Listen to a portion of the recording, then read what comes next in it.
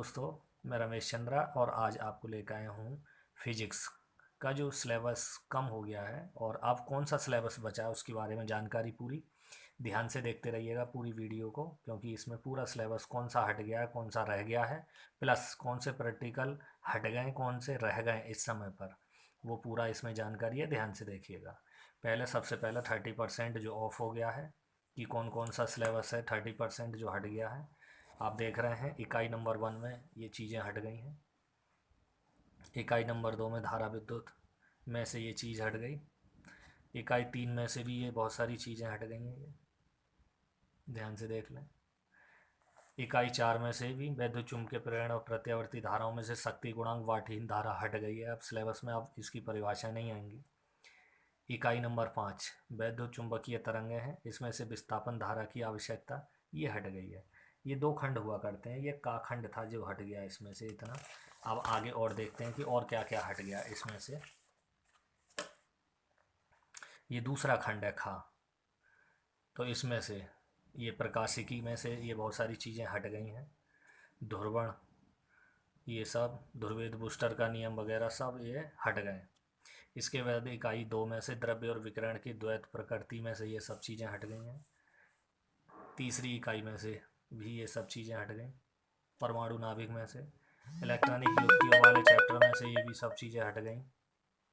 और प्रैक्टिकल जो 30% सिलेबस के अनुसार हटाए गए हैं, वो आपको सूची देख रहे हैं, ये सब हटाए गए। अब ये प्रयोग में पाठ्यक्रम से हटाए गए प्रयोग, मतलब ये आपके प्रयोग में नहीं है। अभी मैं आपको फिजिक्स का पूरा सिलेबस दिखाने वाला हूँ कि कौन सा आपके सिलेबस में अब रह गए हैं चैप्टर। ध्यान से देखते रहिएगा पूरी वीडियो को।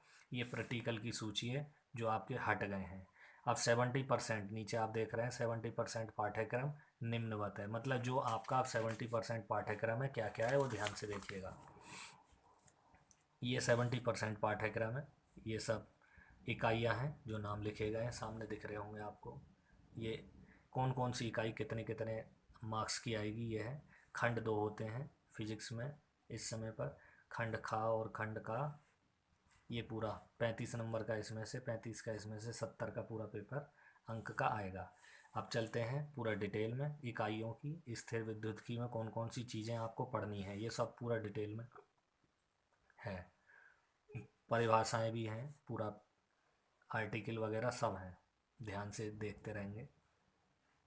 उसके बाद इकाई 2 में भी पूरी जानकारी यहाँ पूरी लिखी हुई है, ये आप देख रहे हैं।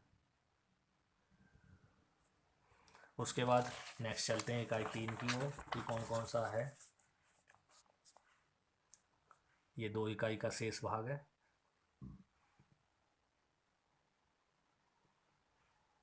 इकाई 3, उसके बाद नीचे इकाई 4 है।